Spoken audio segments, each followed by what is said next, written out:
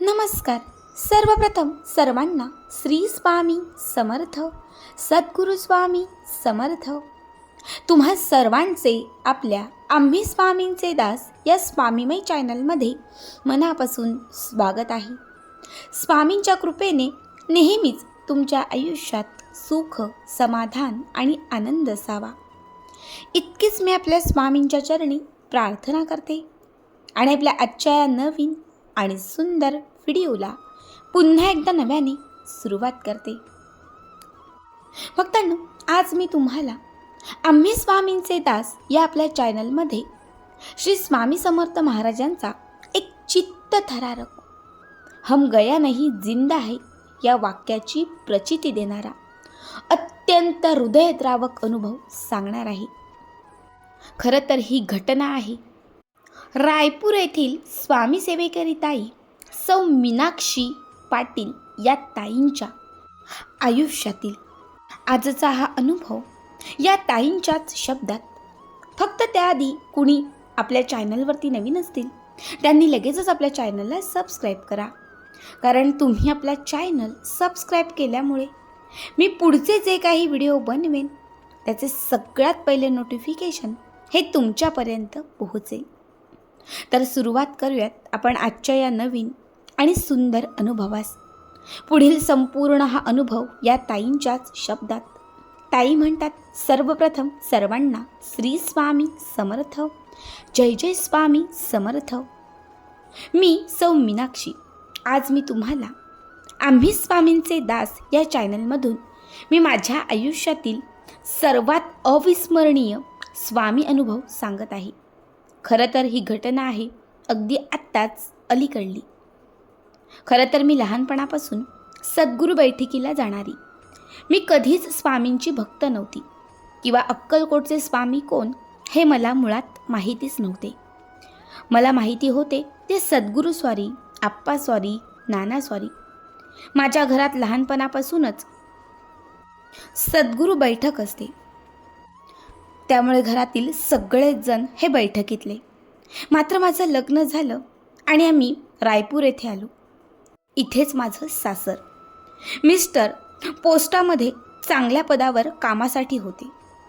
आम्ही तालुक्याला लागून असणाऱ्या खंबाळा या भागात राहत होतो. घरी मी, माझी मुलगी, माझे सासू सासरे, लहान दीर आणि एक लहान नणंद, असा अगदी मोठाच आमचा परिवार. घरात कमावणारा फक्त माझा नवरा, त्यामुळे परिस्थिती ही थोडी बेताचीच. लग्नानंतर मी 1 वर्ष जॉब केला, पण त्यानंतर मी प्रेग्नन्सीमध्ये जॉब सोडून दिला. आता मी घरात होती. मलाही जॉब करण्याची इच्छा होती आणि अगदी गरजही. मात्र मुलगी लहान असल्याने मला कुठेच जाता येत नव्हते. एके दिवशी मी असंच मोबाईल घेऊन बसले होते. मोबाईलवरती असेच व्हिडिओ पाहत असताना अचानक माझ्यासमोर स्वामींचा अनुभव असणारा एक चमत्कारिक व्हिडिओ आला आणि मी सहज असले. समोर सासूबाई, माझी नणंद बसली होती. मी त्यांना म्हणाले, लोक प्रसिद्धीसाठी काहीही करतात, कितीही खोटं सांगतात. असं काही नसतं, हे सगळं खोटं आहे. हे चमत्कार असं खरं तर काहीच घडत नाही, पण लोक उलटं सुलटं करून सांगतात. मी त्या दिवशी अगदी सहजच स्वामींना खोटं म्हणून गेले. मात्र त्याच्या अगदी 15 दिवसात माझ्या आयुष्यात अघटित घडले. माझ्या मिस्टरांना त्या दिवशी अचानक छातीचा त्रास सुरू झाला. त्यांना काय होतंय हे आम्हाला कळेना. ते जाग्यावर कोसळले. आम्ही त्यांना घेऊन जवळ असणाऱ्या सरकारी हॉस्पिटलमध्ये गेलो. मात्र त्या दिवशी रविवार असल्याने हॉस्पिटल बंद होते. डॉक्टर आलेच नव्हते, फक्त नर्सचा स्टाफ होता. आता काय करावे कळत नव्हते, कारण प्रत्येक दवाखान्यात डॉक्टर नसणारच, कारण संडेला डॉक्टर खूप कमी असतात. तरीही आमच्या घरात असणारी आमच्या गाडीमध्ये आम्ही मिस्टरांना ठेवलं. बाजूला असणारे एक दादा गाडी चालवण्यासाठी आले आणि आम्ही तालुक्याच्या ठिकाणी यांना घेऊन चाललो. मात्र जात असताना वाटेतच आमची गाडी बंद पडली आणि हा आमच्यासाठी वाईट संकेत होता. लहान असल्यापासूनच आम्ही ऐकलं होतं, कुठे जाताना जर गाडी बंद पडली तर पुढे जाऊ नये, कारण हा अटकाळा असतो. मी तर अगदी कापू लागले. माझ्यासोबत माझ्या सासूबाई देखील होत्या आणि त्या देखील रडू लागल्या. ज्या रस्त्यात आम्ही होतो तिथे दुसरी गाडी मिळणं हे कठीण होतं, कारण आम्ही शॉर्टकटने जात होतो आणि तो शॉर्टकट हा थोडासा जंगलातून होता. त्यामुळे तिथे येणाऱ्या जाणाऱ्या लोकांची वर्दळ ही खूप कमी होती. सासूबाई रडत रडत म्हणाल्या, आता सगळं काही अशक्य झालं. आणि मी न कळत त्यांना अगदी सहज म्हटली, आई, असं म्हणू नका. अशक्य ते शक्य करणारे स्वामी आहेत ना. स्वामी काहीतरी नक्की करतील. खरं तर माझा ज्यांच्यावर विश्वासच नव्हता, मात्र न कळत मी त्या क्षणात फक्त आणि फक्त त्यांच्यावरती विश्वास ठेवला. खरं तर त्या क्षणात मी आतून पूर्ण तुटले होते, मात्र मला माझ्या मिस्टरांना आणि माझ्या सासूला धीर द्यायचे होते. आणि तितक्यातच फक्त अगदी 5 मिनटं झाली असतील आणि एक ॲम्ब्युलन्स आमच्या समोर येऊन उभी राहिली, जिच्यावर श्री स्वामी समर्थ महाराजांचा एक फोटो होता आणि भिवू नकोस, मी तुझ्या पाठीशी आहे या वाक्याची पाटीही होती. खरं तर ती ॲम्ब्युलन्स अचानक आपल्यासमोर कशी आली मी बघतच राहिली. त्या डॉक्टरांनी सांगितलं की तुमचाच पेशंट सिरियस आहे ना, तुम्ही दवाखान्यात चालला आहात ना, गाडी बंद पडले ना, या ॲम्ब्युलन्समध्ये आपण त्यांना हॉस्पिटलला घेऊन जाऊ. मी त्यांच्याकडे क्षणभर पाहत राहिले. त्यांनी सांगितलं की मला एक कॉल आला होता आणि त्यांनीच मला इथे यायला सांगितलं. मी त्यांना तेव्हा जास्त काही विचारलं नाही, कारण आम्ही खूप घाई आणि यांना हॉस्पिटलला नेणं खूप महत्त्वाचं होतं. आम्ही क्षणाचाही विचार केला नाही. मिस्टरांना ॲम्ब्युलन्समध्ये टाकून आम्ही हॉस्पिटलमध्ये नेलं. वाटेत मी फक्त स्वामींचं नाव घेत होती. त्या ॲम्ब्युलन्सच्या भिवू नकोस, मी तुझ्या पाठीशी आहे या शब्दांनी मला खूप धीर आला होता. ज्या हॉस्पिटलमध्ये आम्ही गेलो त्या हॉस्पिटलमध्ये रविवारी कधीच डॉक्टर नसतात. मात्र आता आम्हाला सगळे दवाखाने चेक करावे लागणार होते, कारण कुठल्या तरी दवाखान्यात नशिबाने डॉक्टर मिळाले तर ते आमच्या भाग्याचे होते. आम्ही हॉस्पिटलमध्ये पोहोचलो. त्या क्षणात यांना ॲडमिट केलं. आम्ही पोहोचण्याच्या आधीच यांच्या ॲडमिशनची सर्व तयारी झाली होती. मी नर्सला विचारलं, डॉक्टर आलेत का? आणि त्यांनी म्हटलं, इमर्जन्सी आतमध्ये जा. डॉक्टरने आम्हाला सांगितलं होतं तुम्ही येणार आहात आणि आम्ही सगळी तयारी केली आहे. मी पुन्हा विचारात बसले, यांना हे कसं कळालं की आम्ही येणार आहोत? पण मी पुन्हा दुर्लक्ष केले. त्यानंतर 5 मिनिटात डॉक्टर आली आणि त्यांनी सांगितलं की माझ्या मोबाईलवर कॉल आला होता आणि त्यांनी मला इमर्जन्सी बोलवलं होतं, म्हणून आज संडे असूनही मी तुमच्यासाठी आलो आहे. डॉक्टर आले आणि तशीच त्यांनी ट्रीटमेंट सुरू केली. खरं तर मध्ये वेळ खूप गेला होता, त्यामुळे माझे पती हे पूर्णपणे बेशुद्ध होते. डॉक्टरांच्या अथांग प्रयत्नाने 18 तासानंतर त्यांना शुद्ध आली. त्यानंतर जेव्हा डॉक्टरांनी आम्हाला सांगितले की त्यांच्या 2ही किडन्या ह्या निकामी झाल्या आहेत आणि ते जास्त दिवस जगू शकणार नाहीत, हे ऐकलं आणि आमच्या पायाखालची जमीन सरकून गेली. मी डॉक्टरांना यांना बरं करा म्हणून भीक मागत होती. डॉक्टरांनी सांगितलं की आता तुम्ही देवाला प्रयत्न करा, तुम्ही देवाला सांगा 3 दिवसात त्यांच्यासाठी कुणी किडनी डोनेट करणारं तुम्ही शोधून आणा. त्यावरच आता त्यांचं आयुष्य हे अवलंबून होतं.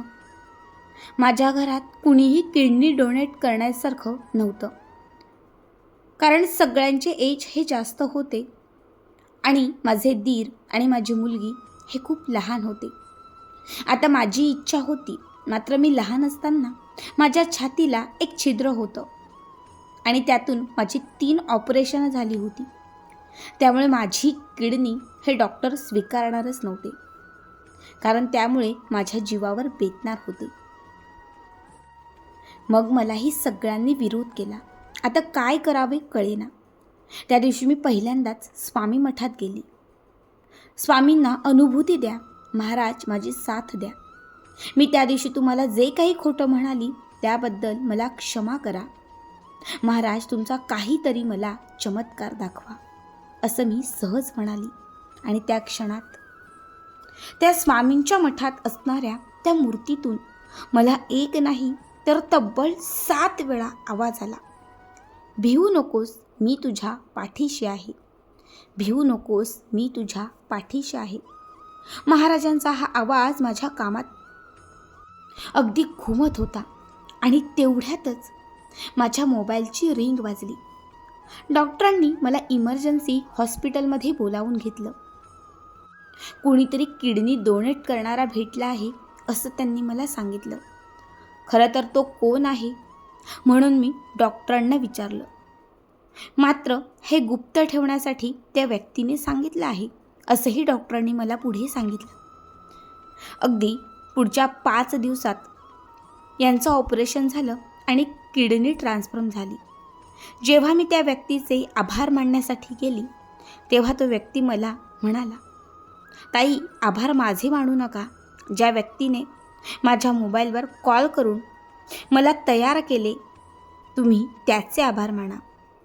मी पुन्हा एकदा विचारात पडली की माझ्या घरात यांच्यासाठी काही करणारं ही मी एकटीच होती. कारण माझे सासू सासरे हे वयाने जास्त होते. माझा भाऊ माझ्यापासून लांब राहत होता. दीर खूप लहान होता. मग या व्यक्तीला फोन कोणी केला? त्यावेळेस मी त्याच्याकडून त्या व्यक्तीचा नंबर मागितला. जेव्हा त्यांनी मोबाईल चेक केला तर त्यांच्या मोबाईलमध्ये त्या व्यक्तीचा नंबर हा नव्हता. तो माणूसही शॉक झाला. नंबर कसा काय डिलीट झाला याचा विचार तोही करू लागला. मग मी डॉक्टरांनाही आम्ही इथे येणार असल्याचं ज्या व्यक्तीने तुम्हाला सांगितलं त्याचा नंबर मला द्या असं जेव्हा मी त्यांना सांगितलं, कारण मला त्या व्यक्तीचे आभार मानायचे होते. डॉक्टरांनी आपल्या हिस्ट्रीमध्ये खूप चेक केलं, मात्र डॉक्टरांनीही त्या व्यक्तीचा नंबर सापडला नाही. मग मी खूप हिमतीने ज्या ॲम्ब्युलन्सने आम्हाला इथे पोहोचवलं त्यांचा ॲड्रेस मिळवला. आणि मग त्यानंतर मी त्या ॲम्ब्युलन्समध्ये असणारे जे रुपेश दादा आहेत त्यांच्याकडे गेली. त्यांना मी सांगितलं की दादा तुम्ही त्या दिवशी वेळात पोचला नसतात तर माझ्या मिस्टरांचे प्राण हे वाचले नसते.